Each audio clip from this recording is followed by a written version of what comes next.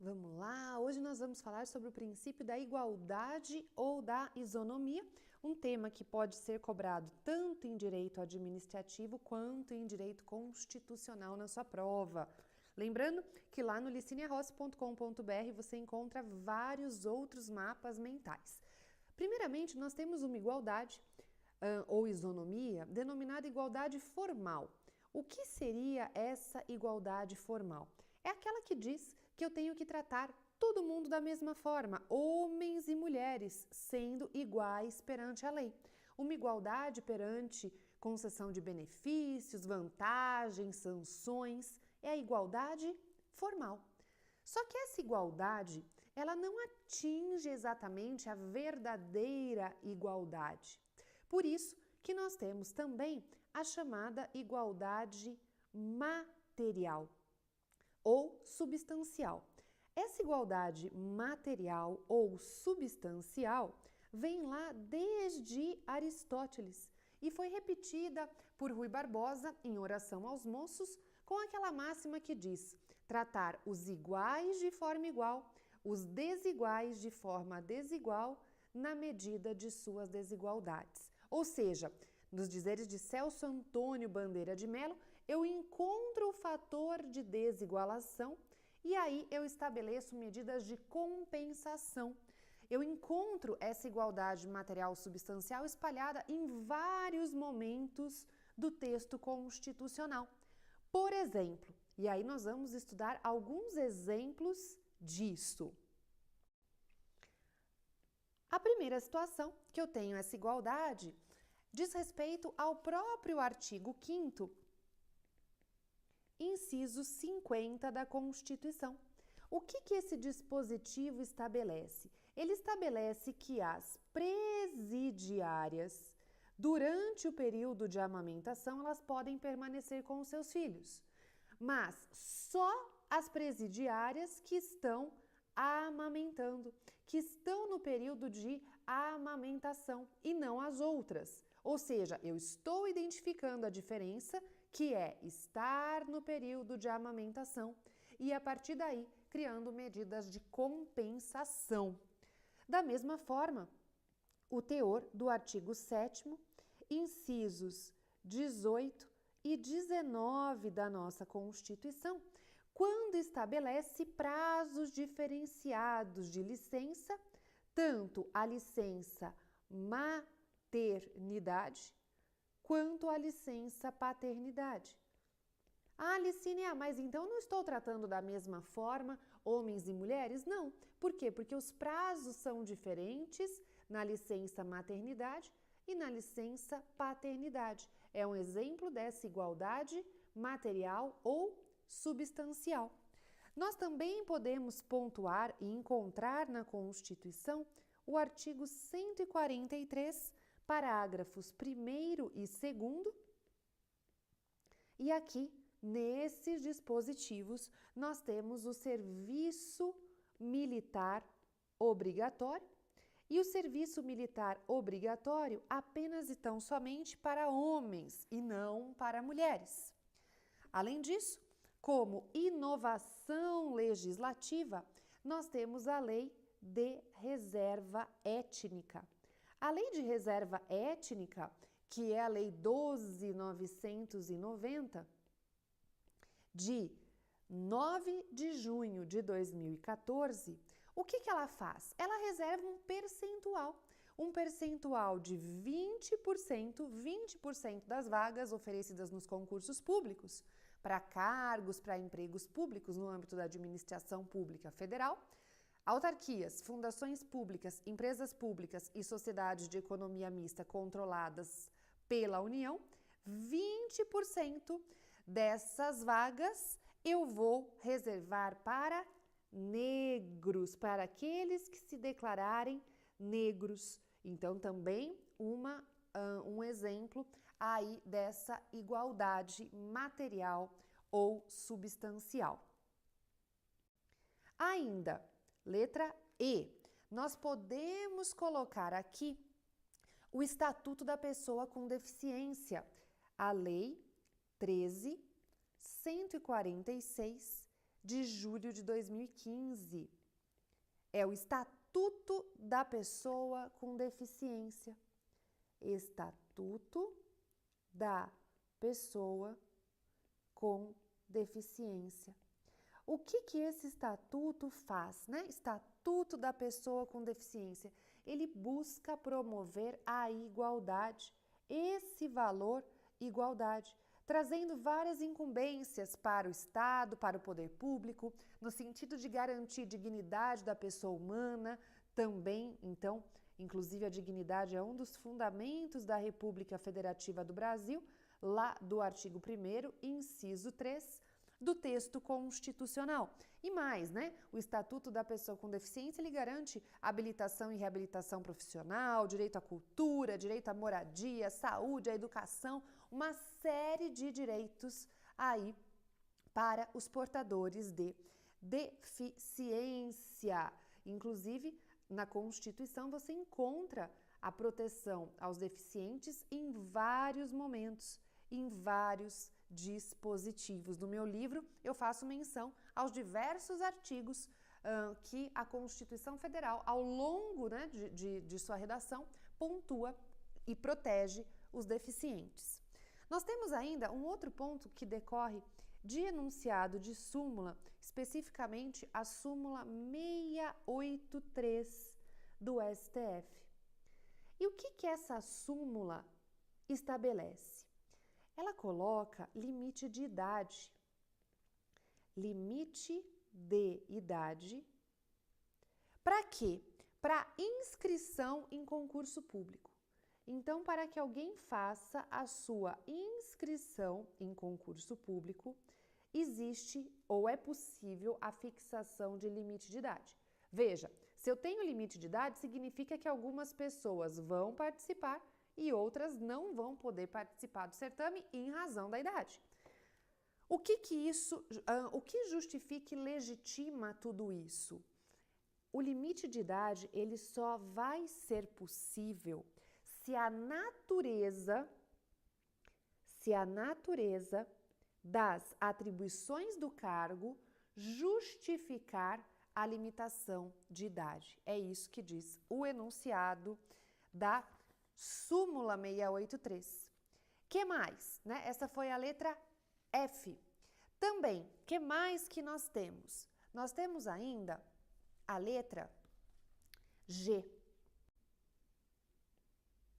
Letra G. O que você tem que saber aqui? Nessa letra G, é uma decisão do STF na ADI 4424. O caso envolve violência doméstica e familiar contra a mulher e foi decidido pelo STF, né, por maioria de votos. O plenário do STF julgou procedente a ação direta de inconstitucionalidade 4424. Para quê? No sentido de permitir, de ser possível permitir ao Ministério Público, ao MP, iniciar a ação penal. Ministério Público, você vai iniciar a ação penal sem necessidade de representação da vítima. E por que não precisaria da representação da vítima? Porque no momento em que a violência doméstica e familiar ela é perpetrada, normalmente ela é praticada do homem contra a mulher. Nós temos inclusive dados em que em 92,9% dos casos de violência doméstica que são cometidos, dados da Fundação Perseu Abramo, 92,9% dos casos, a violência ela é praticada do homem contra a mulher, então existe uma maior fragilidade da mulher nesse caso. E aí exigir da vítima a representação, né, isso desnivelaria a situação. Exigir da mulher agredida representação, para que só assim possa ser aberta a ação contra, né, o seu agressor, isso atentaria contra a própria dignidade da pessoa humana, lá do artigo 1º, inciso 3 do texto constitucional. E ainda, aqui na Lei Maria da Penha, nós temos a ADI, ou melhor, a ADC a ADC, Ação Declaratória de Constitucionalidade número 19, lá no STF, que por votação unânime o Supremo declarou a constitucionalidade dos artigos 1º, 33 e 41 da Lei Maria da Penha. Por quê? Porque dizendo que a Lei Maria da Penha ela não ofende o princípio da igualdade entre homens e mulheres, porque a posição da mulher é sim de vulnerabilidade quando o assunto é violência doméstica. Então, por essa razão, existe aí uma maior proteção.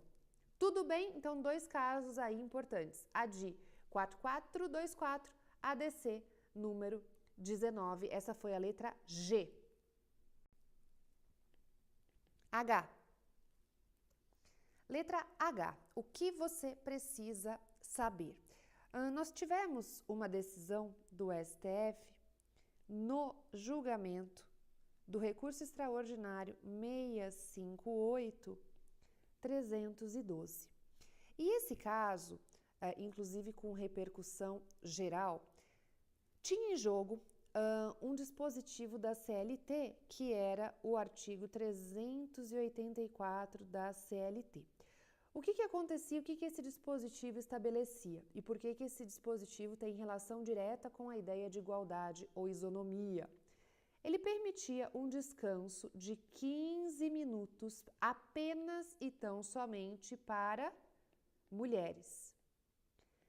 Mulheres, vocês terão direito, farão jus a um descanso de 15 minutos antes da jornada, do trabalho extraordinário. Então, se houver prorrogação da jornada de trabalho, vocês terão um desconto de um descanso de 15 minutos. E aí, teve toda uma discussão acerca da constitucionalidade ou não desse dispositivo à luz do princípio da isonomia ou igualdade. Então, teve toda uma discussão em torno do princípio da isonomia ou igualdade. Viola, não viola? E aí, então, o que aconteceu? O STF entendeu em fevereiro de 2015, que o artigo 384 da CLT foi recepcionado pela Constituição de 88. Ou seja, seria, portanto, legítimo o intervalo de descanso de 15 minutos para as trabalhadoras, no caso de existir prorrogação do horário normal, e antes de iniciar a jornada de período extraordinário. Acontece que a lei, posteriormente, a Lei 13.467 de julho de 2017, fez o quê? Como uma atuação do poder legislativo, porque é lei, o que ela fez? Revogou o artigo 384 da CLT. Tudo bem? E, por fim, para fecharmos o estudo desse tema, nós vamos agora para a letra I. E o que vamos falar aqui? Nós vamos falar aqui do Tratado de Marrakech. Tratado de Marrakech, de 8 de outubro de 2018. O que o Tratado de Marrakech faz? Esse Tratado de Marrakech, ele facilita o acesso às obras para as pessoas cegas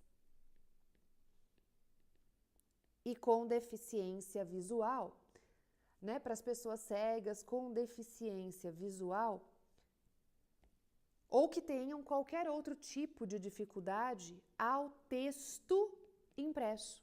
Então, na verdade, esse Tratado de Marrakech, o Congresso Nacional, ele aprovou o referido tratado através de um decreto, que foi o Decreto Legislativo de número 261 de 2015, conforme o procedimento previsto lá no artigo 5º, parágrafo 3º da Constituição.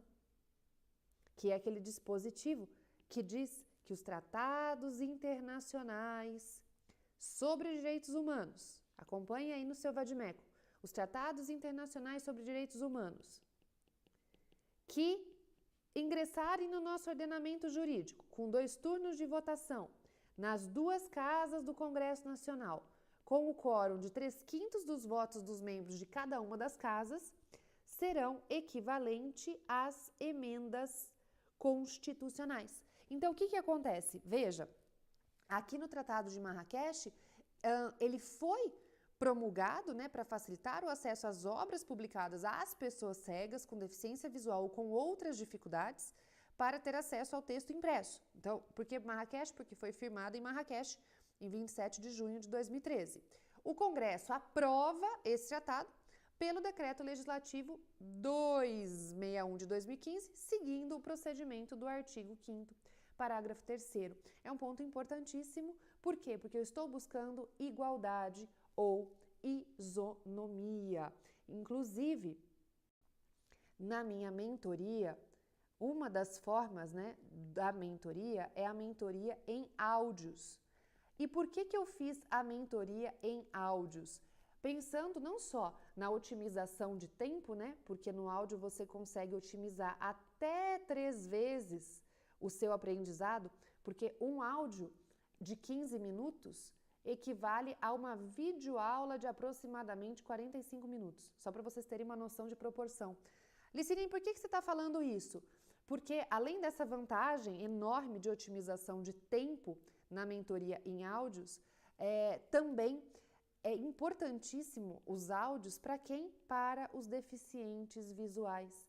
Então, é uma forma de proporcionar ensino jurídico para aqueles que estão, né, querendo prestar concursos públicos, né, mesmo exame da OAB, podendo estudar por áudios, já que nem sempre esses deficientes visuais poderão ter acesso às videoaulas ou a conteúdo escrito, impresso. Então, é uma forma também de buscar a igualdade material. Inclusive, se você tiver algum amigo, alguma amiga deficiente visual, pode espalhar para todo mundo a questão da mentoria, porque eu faço questão de dar de presente para essa pessoa a mentoria, para que ela possa estudar, para que seja uma forma de incentivar. Então, avise seus amigos, avise todo mundo, porque sempre vai ter alguém que conhece, né, uma pessoa que tenha essa deficiência, e aí juntos nós iremos buscar a igualdade, a chamada igualdade material ou substancial.